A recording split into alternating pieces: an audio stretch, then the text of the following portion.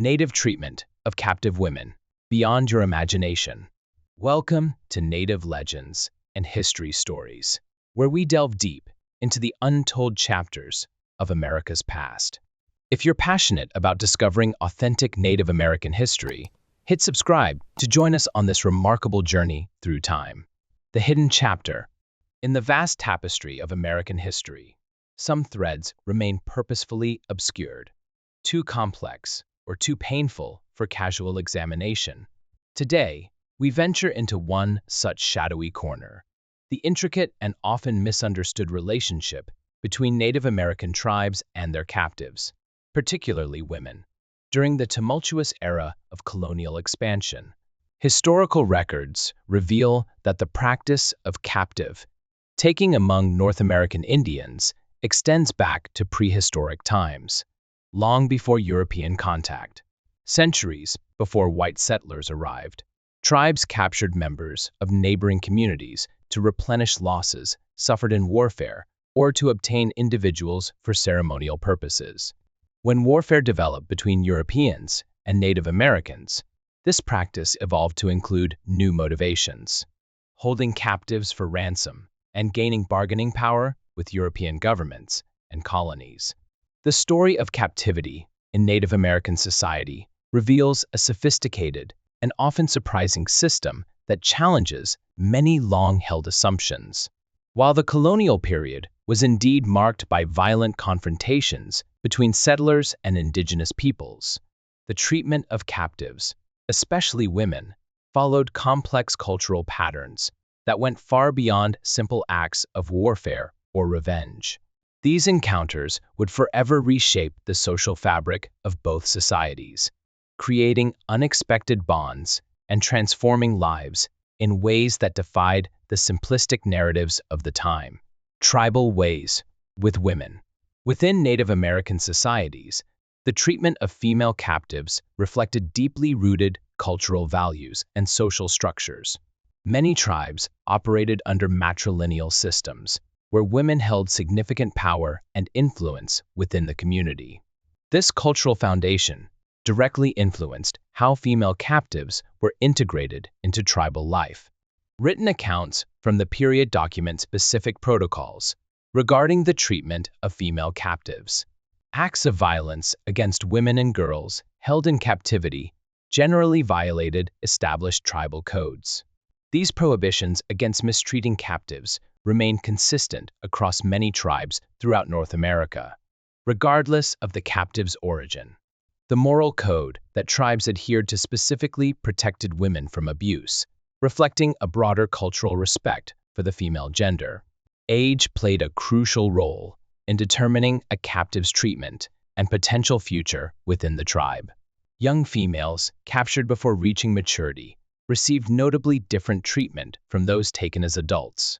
Historical records show that girls captured at a young age were frequently integrated into tribal life through specific customs and ceremonies, with many eventually gaining positions of significance within their new communities. The Native American system recognized several distinct categories of female captives, each with its own set of customs and expectations.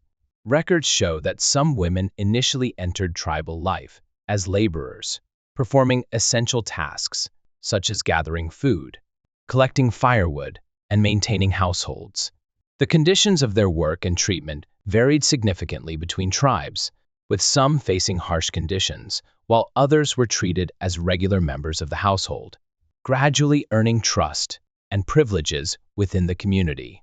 Young girls often found themselves selected specifically for adoption into tribal families.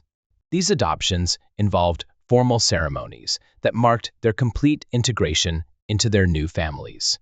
Such adopted captives received the same rights and privileges as natural-born children, serving either to replace deceased family members or strengthen tribal numbers through expansion.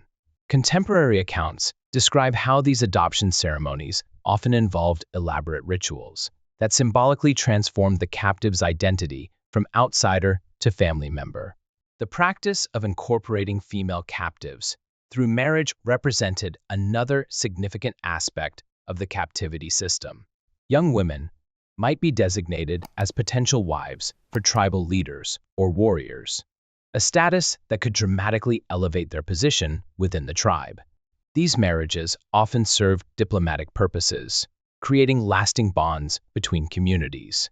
Children born from these unions held full tribal membership and rights, further cementing the integration of their mothers into tribal society. The economic dimension of captivity manifested in a complex system of ransoms and exchanges. Tribes sometimes held captives specifically for these purposes, maintaining humane treatment due to their economic value.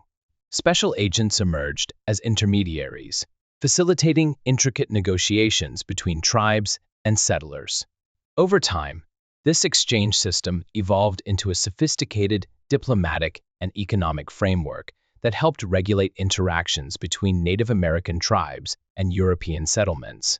The adoption of captives into tribal families developed into a formalized system of customs and ceremonies. Within many tribes, successful warriors received special privileges, including the opportunity to marry into the chief's family. These practices created pathways for both captives and warriors to elevate their social standing through marriage alliances, demonstrating the complex social mobility possible within tribal societies. Tales of the captured. The most well-documented case of successful integration into tribal life is that of Cynthia Ann Parker, whose story illuminates the complex nature of cultural transformation through captivity. Taken by Comanches during her early childhood years, Parker's journey from captive to tribal leader's wife spans decades of American frontier history. After her initial capture, she underwent a complete cultural transformation, mastering the Comanche language and fully embracing their customs and daily life. Parker's integration into Comanche society culminated in her marriage to Petanocona, a prominent tribal chief known for his leadership abilities. This union produced several children, including Quanah Parker, who would later emerge as the last military leader of the Comanche Nation and a crucial figure in Native American history. Quanah's role as a bridge between two cultures was directly influenced by his mixed heritage, demonstrating the lasting impact of captive integration on tribal leadership. The depth of Parker's assimilation became starkly apparent in 1860, when Texas Rangers, led by Lawrence Sullivan Ross, conducted what they termed a rescue operation. Rather than expressing relief at her return to white society, Parker displayed profound distress and made multiple documented attempts to escape and return to her Comanche family. Her reaction challenged contemporary assumptions about captivity and cultural identity. Even after her forced return, she maintained her connection to Comanche culture until her death, specifically requesting burial on tribal lands, a wish that circumstances ultimately prevented. Another remarkable case of successful integration is that of Millie Durgan, whose experience with the Kiowa people presents a different facet of captive assimilation. Captured as a child, Durgan's story evolved into one of willing acceptance and cultural adaptation. Unlike some other captives, she found contentment within her adopted tribe, eventually marrying a Kiowa warrior. Contemporary accounts describe her living a fulfilled life until old age, maintaining Kiowa customs and traditions throughout her years.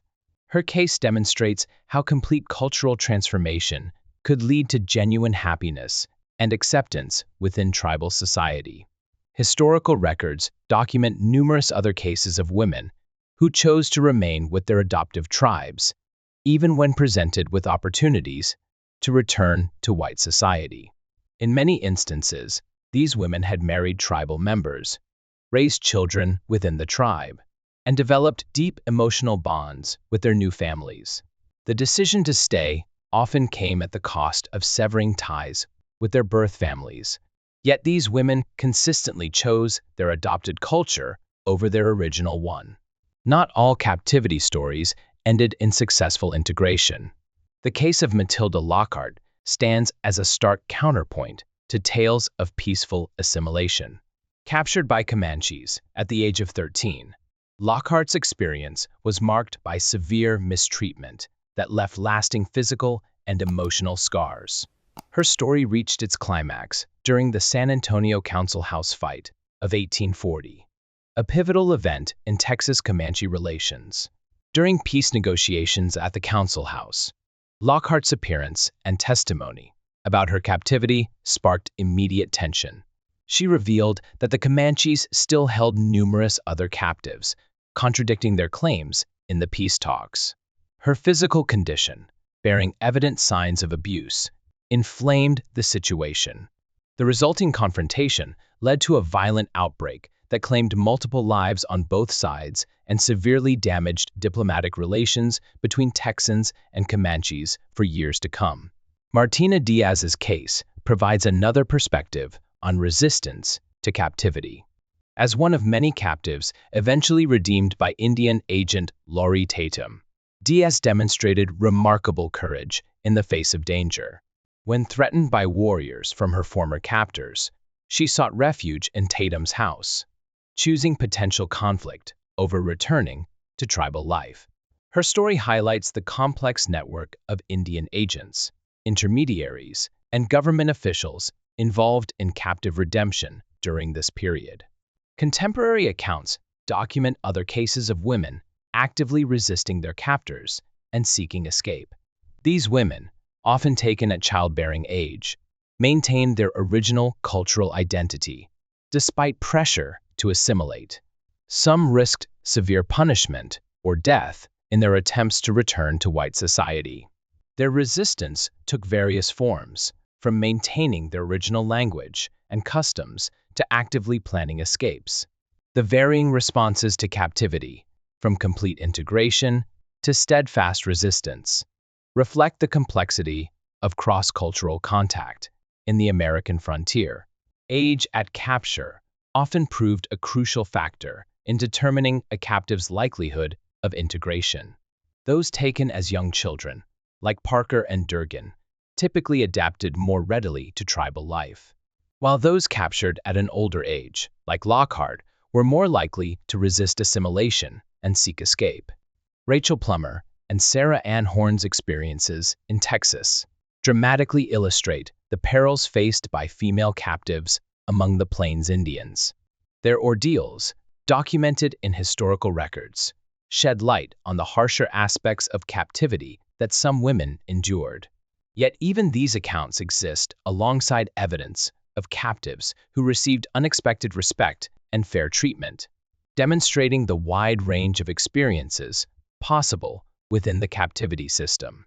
The story of Olive Oatman stands unique in the annals of Native American captivity narratives, marked by dramatic transitions between cultures and culminating in her emergence as the first known white woman with Native American tattoos. Born in Illinois in 1837, Olive's journey began with her family's religious convictions, leading them on a fateful westward trek that would forever alter her life. In March 1851, the Oatman family's quest for religious fulfillment led them into dangerous territory. Despite explicit warnings from settlers at Maricopa Wells about hostile activity along the Gila Trail, Royce Oatman, Olive's father, made the fateful decision to continue westward alone. Approximately 90 miles east of modern-day Yuma, Arizona, their journey took a tragic turn when they encountered a group of 19 Native Americans requesting tobacco and food. Initial historical accounts identified these warriors as Apache, though later research suggests they were more likely members of the Western Yavapai tribe. What began as an apparently routine encounter, common along frontier trails, quickly descended into violence when Royce Oatman's reluctance to share their limited supplies angered the warriors. The ensuing attack decimated the Oatman family. Only 3 children survived: Olive, then 14, her 7-year-old sister, Mary Ann, and their brother Lorenzo, who was beaten and left for dead but miraculously survived. The sisters' initial experience in captivity proved harsh and traumatic. Under Yavapai control, they endured a year of grueling labor and frequent abuse. Olive's later accounts detail their daily struggles, gathering firewood in dangerous conditions, foraging for food under the desert sun, and enduring constant harassment from tribal children. The sisters suffered physical punishments and bore the marks of their ordeal, including burns from handling fire-heated sticks. Throughout this period, Olive lived with a constant fear that either she or her beloved sister might not survive their captivity. A profound transformation in the sisters' circumstances came during a trading visit from Mojave Indians to the Yavapai village. The daughter of Mojave chief Espanol, named Topeka, noticed the sisters' poor treatment during a trading expedition. In an unusual display of intertribal diplomacy, she initiated negotiations for their release. Though initially unsuccessful, Topeka's persistence eventually succeeded. The Mojave traders secured the sisters' freedom in exchange for 2 horses, vegetables, blankets, and beads. The sisters' integration into Mojave society marked a dramatic shift in their captivity experience. Chief Espanol, his wife Espineo, and their daughter Topeka welcomed them into their family with unexpected warmth. Under Españo's maternal care, the sisters received treatment that Olive later described as superior to that given to the tribe's own daughters. Their acceptance into Mojave society was formalized through the ritual of facial tattooing, blue lines marked on their chins and arms. Far from being marks of slavery, as initially interpreted by white society, these tattoos represented full tribal membership and offered protection, as other tribes recognized these marks and would not recapture tattooed individuals. The Mojave provided the sisters with plots of land to farm, immersing them in tribal life through participation in ceremonies and traditional crafts. They learned the Mojave language and adapted to tribal customs. Their acceptance was so complete that Olive received a Mojave name, Oak, and the nickname Spansa. Historical records note that she chose not to reveal herself to white railroad surveyors, who spent nearly a week in the Mojave Valley in 1854, suggesting her contentment with her new life. Tragedy struck during a severe drought that brought famine to the tribe. Mary Ann, weakened by malnutrition, succumbed to starvation despite Español's efforts to save her with special gruel. This loss deeply affected Olive, who later recorded her sister's yearning to join their parents in the afterlife during her final days. When Olive was 19, her life among the Mojave came to an abrupt end. A Yuma Indian messenger named Francisco arrived with demands from Fort Yuma authorities for her return. The Mojave initially resisted, attempting to protect Olive by denying her white heritage and employing various strategies to maintain her integration within their community. However, faced with military threats to destroy their settlement, they ultimately relented. The transition back to white society proved complex and emotionally charged. Before entering Fort Yuma, Olive had to exchange her traditional Mojave skirt for Western clothing, symbolically beginning her return to white society. Though greeted by cheering crowds at the fort, her homecoming carried undertones of loss and cultural displacement. Olive's story gained widespread attention in 1857 through a book co-written with Royal Byron Stratton, becoming a bestseller with 30,000 copies sold. She emerged as a fascinating figure in 1860s America, particularly due to her distinctive blue chin tattoo.